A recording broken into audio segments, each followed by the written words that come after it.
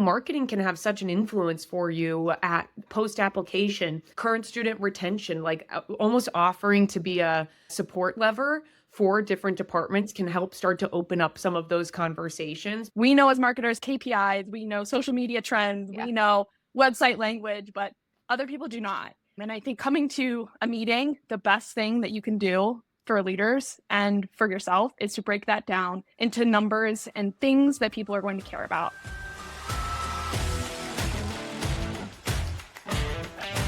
Let's tackle the barriers that get in the way of higher ed marketers, things like organizational silos, fear of AI, and risk aversion to new strategies. We all love change, right? But for every challenge, there's a solution. And we're here to talk about how AI can break down these walls and move our marketing forward. So joining me are two guests from VisionPoint Marketing, Katy Campbell, Chief Client Officer, and Sarah Mullins, Marketing Strategist. These two bring a wealth of experience in enrollment marketing, branding, and AI-driven strategies. Katy and Sarah, welcome to the show. Great. Yeah, Great to be thanks, here. Allison. Great to be here. I have more of a fun question to start, and I'm going to have Sarah answer this one. Is there a brand out there that you think higher ed marketers should be taking notes from right now from another industry? Yes. So I would say my favorite one right now that higher ed can really kind of take some notes from is Aura Ring. So if you're familiar, it's see, Katy has one. Oh, So there you mine's go. charging right now. It died.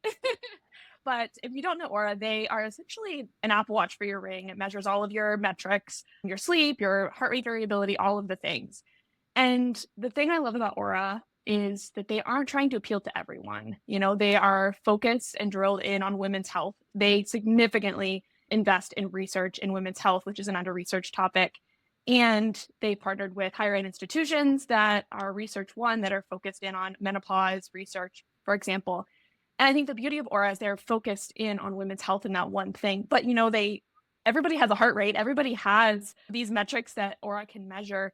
So it's, even though they're appealing specifically to women, it also appeals to men at the end of the day. And it appeals to people that aren't as ingrained in their health as Katy and I tend to be. So I think that higher ed institutions, they try to be everything to everyone. Aura Ring is not doing that. And I think that's Even if they could, they clearly could, but they're not. They're making that choice. Yeah. Absolutely. I think, you know, the headline here is really higher ed can use some specialization and less generalists. Some institutions can absolutely appeal to everyone, but I think the more we can learn from these brands that are focused in on, you know, one audience or one focus, even though they can focus or have other audiences, I think would be really great for higher ed to learn from. Yeah, I like that. And just kind of owning your audience and really speaking directly to them. I find that can be very freeing when you have those opportunities to speak very directly to a specific audience and about the specific thing that relates to them. So that could be a great opportunity. But let's dive into some of the things that get in the way of us seizing opportunities like that in higher ed, those roadblocks. What do you see as the biggest things preventing enrollment marketers from executing innovative strategies or thinking in terms of like these other industries and what they're doing? Yeah, absolutely. So I think one thing is that Katy and colleagues went to the AMA higher ed conference and asked this question, and people assume that the answer is budget.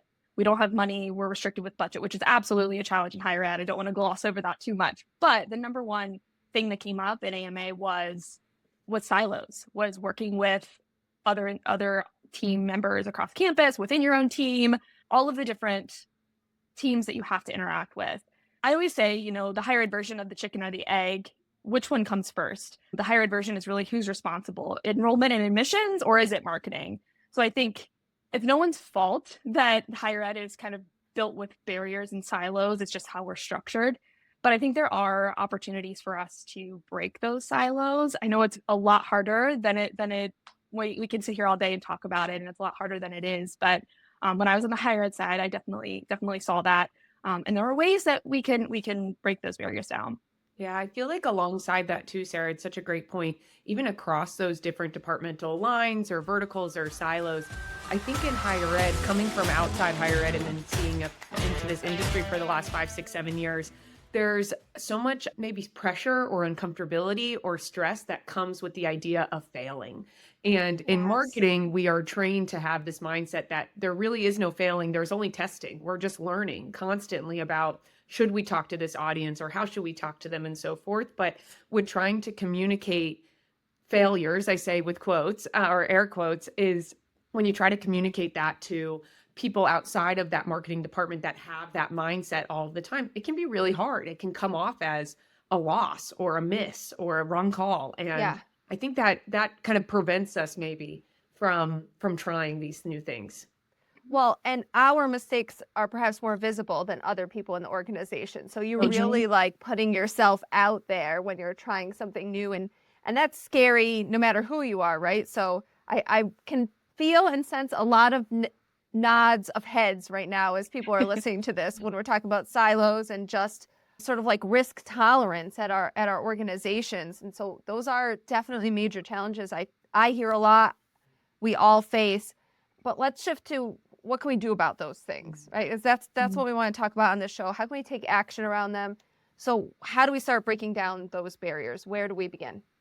I wish I had a magic wand to solve this problem, but Yeah. I think one thing that comes to mind is that's unique in higher ed is that there are so many different people that we interact with. You know, if you work for a grocery store chain, the CEO, the marketing department, all the way down to the people that are on the ground bagging groceries, they all live in that world of groceries.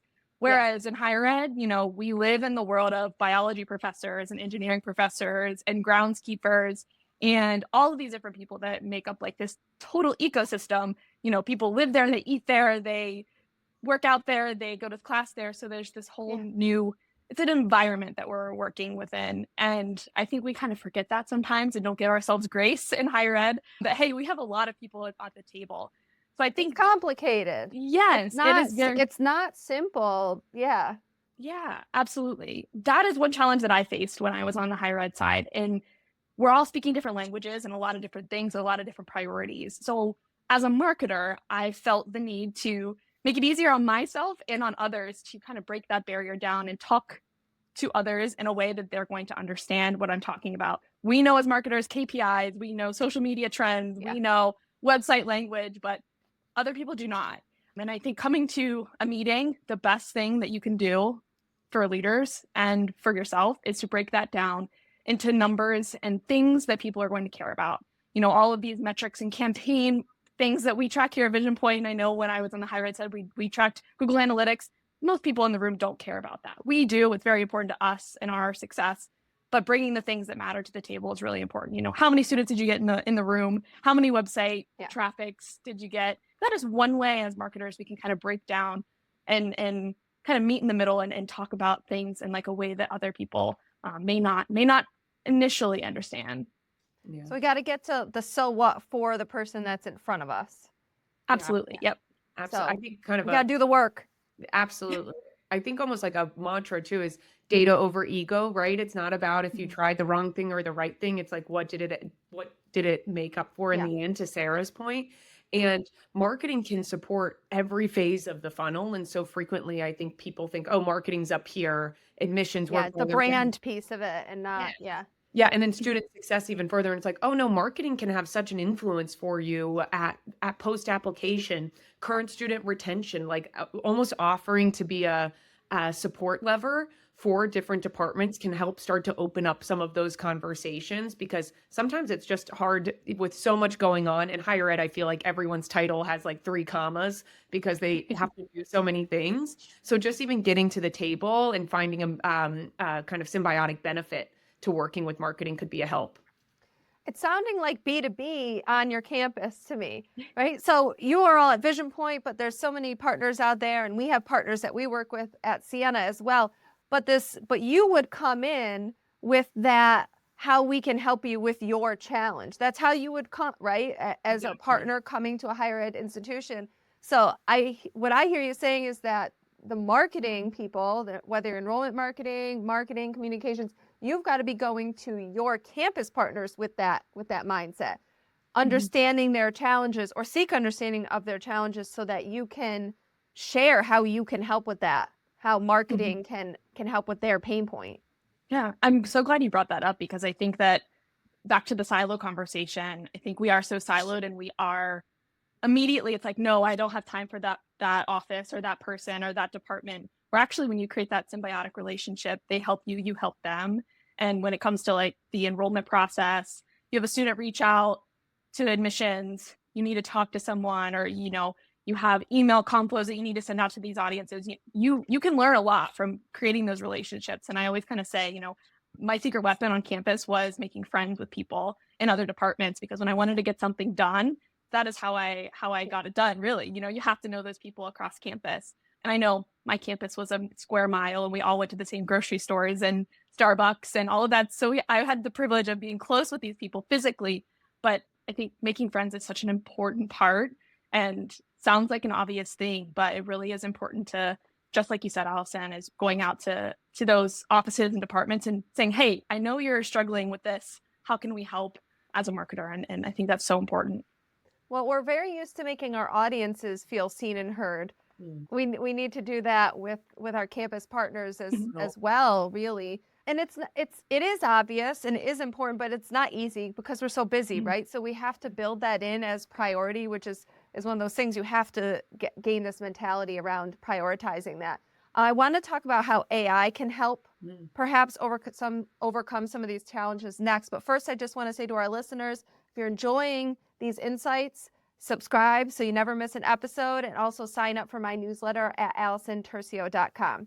Katy, I suspect this question is going to be for you, because AI can seem like another hurdle, right? Because it's another thing now that we have to figure out. It's kind of like when a new social media channel comes out. It's like, oh gosh, now we have to make room for this one too. I was kind of excited about TikTok going out just because like it's a resource. Yeah, it's just one less thing that you have to resource. Now, I mean, obviously that's a very selfish kind of perspective, because I know that it's a great way to connect with students, but every time there's another thing, we have to grow within a lot of times the same resources for that thing, and AI is one of those.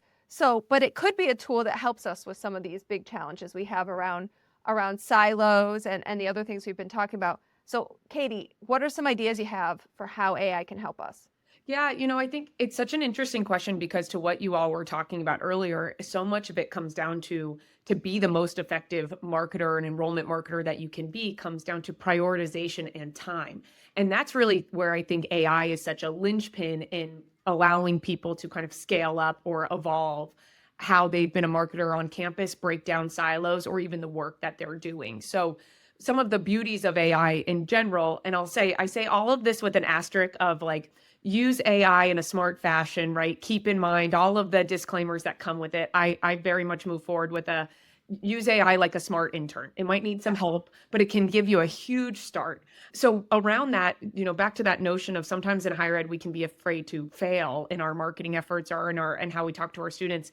AI allows you to truly fail fast, learn fast, move forward. So it can take away the blank slate paralysis that can sometimes hit when you have to develop a new comm flow or think of a new campaign or segment for this brand new program that's about to start. But it allows you to kind of try out things quickly without having too much of a sunk cost bias, if you will. I think so frequently we're like, oh, well, I spent 12 hours on this, so I need to give it 2 months in market to test. And it's like, you don't. Yeah. So get that barrier out of your way to allow you other time to focus on the relationships, the ground game that you all are talking about, and how that can then help everything that you do in your enrollment marketing operation. I think when I hear a lot around the fear of diving in and just trying it, because clearly there are efficiencies that the AI can help us with, particularly generative AI. We know that. But there's this fear of losing a human touch. And also, if you're a creative, if you're a graphic designer, you're a writer, and sort of that pride of ownership of your work, which is well earned and deserved. So what are ways that we can be using AI to sort of enhance, which is what you're talking about? Let's talk about some specific examples. How can we use it to enhance our work rather than replacing our work? Absolutely. No, you're spot on because that's where I think generative AI is the game changer. There's a couple major CEOs, including CEO of Netflix, has come out and said you won't be replaced by AI. You'll be replaced by someone who knows how to leverage AI Yeah. and really take advantage of all the efficiencies it can give you. So to your question, Allison, how can it enhance versus totally supplement? A couple of specific ideas. One is we started this conversation off talking about brand.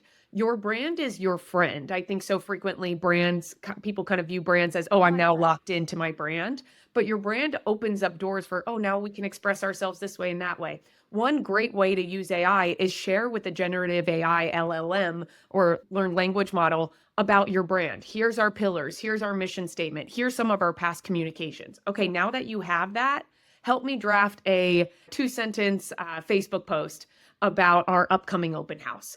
And can do that in the voice of your brand. It can give you a starting point to do that in the voice of your brand. So it's not coming out of nowhere. It's taking who you are as an institution, leveraging that to give you a first draft.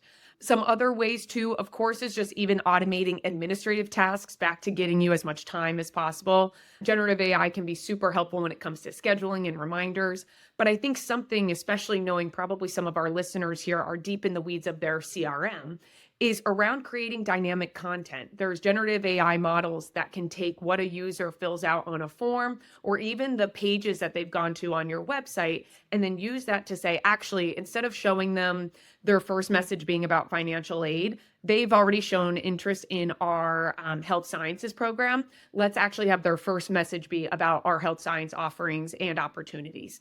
And we can use that as a way to get the right communications in front of the right people. But you still need administrators and marketers and everyone on the enrollment teams to make all of that happen. I like this idea that you're proposing of using it on like the front end or sort of the back end, right? So use it as the idea generator that you then build and edit from, or put something into it and use it as iterative changes, like customizations to particular student audiences based on what you already wrote. So that's sort of maintaining the integrity and the authenticity of the content.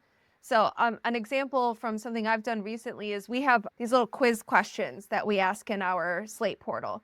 And the student, based on their answer, I kind of have an idea of, is the student into sports, outdoor activities the most, service learning, like what is their thing? So we have a message, a communication already that we want to send to students, but then I can ask generative AI to say, okay, can you now customize this message for a student you know is into sports? Can you now customize it to a student who's now into service and community volunteerism, right? So it's not replacement, but like on the edges to Yeah. being able to help you. Absolutely. And also when maybe you don't have a wealth of students right at your side to gut check these messages against, you can even use prompts within generative AI to say, hey, this is what I'm sending. What is confusing about this message? So it can kind of start to prompt you to help your communications level up too. And that goes along with the metaphor of the intern, because if you had a student intern sitting next to you, that's exactly the kind of thing that you would be asking them. So I love that. Give it a description of who you're trying to talk to and then have it judge your work a bit. Absolutely. Yeah. You talked about sort of getting faster at knowing what's working and what's not working and being wise about how you're spending your time. How have you seen AI-driven insights influence those kind of campaign decisions in real time? What can we be looking at? What can we be getting from AI to make those quicker decisions? Yeah, absolutely. And Sarah, curious to your thoughts here too. But I think from different AI models that we've leveraged or used, we can absolutely get insights not only from the AI that's built into some of our ad platforms and marketing platforms to say this creative is performing better than this creative, which might give you an indication that a certain message is hitting more than another message. Now, what's really interesting is when you compare like student campaigns to parent campaigns and you say, oh, messages about campus safety seem to be doing really well for our parents, lowest for our students, no surprise. But messages about campus life, number one for students, maybe low. And AI is able to kind of produce those insights and even predict those insights on some platforms a lot faster than we used to be able to, say 2-3 years ago when we needed X amount sample size of data, pull it down into a model, run that model and then determine the outcomes of our A/B tests. So there's a lot of AI, back to your question too, around maybe what stops people from using it. There's a lot of AI tools built into the platforms you're already using. Yeah. So leveraging those to get real-time insights can not only help you say, oh, I should put more budget here versus there, but also maybe let's emphasize this creative message here for one audience versus another. We know personalization is key. So any AI insights we can use to drive that personalization, huge.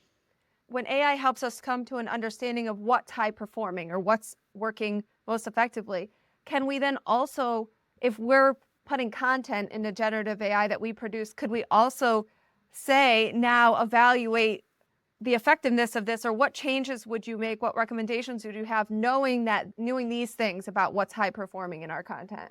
Yeah, absolutely. Kind of can look at not only the results of that, to your point, Allison, but also then, so what comes out of that? Where do we want to go from there? It also can be a great way to help us determine where to best invest our time.